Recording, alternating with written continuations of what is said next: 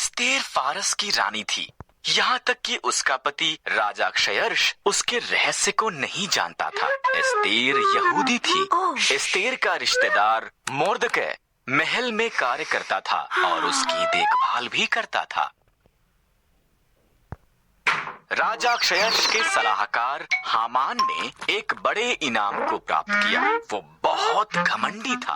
Mordecai के सिवा हर कोई उसके आगे सिर झुकाते थे। हामान अपमानित हुआ।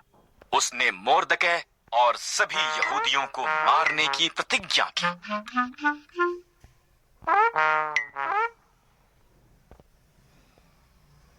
हामान ने क्षयर्ष को बताया कि यहूदी खतरनाक थे और उन्हें मारना चाहिए। क्षयर्ष सहमत हो गया और उन्हें मारने की एक योजना बनाई।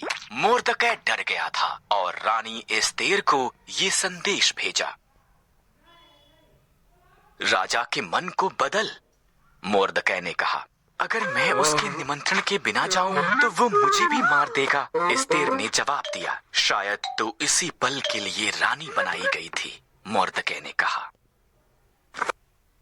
एस्तेर साहस के साथ ये प्रयास करने के लिए सहमत हुई। वो सिंहासन के कमरे में गई। राजा क्षयर्ष उसकी सुंदरता से चकित हुआ और उसे अंदर निमंत्रण दिया। क्या हम हामान के साथ रात का खाना खा सकते हैं? उसने पूछा।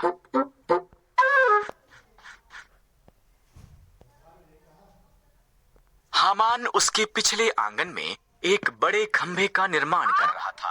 उसने इस पर मोर्दकै को मारने की योजना बनाई थी। तब राजा का निमंत्रण आया, इसलिए हामान रात के खाने के लिए महल में गया।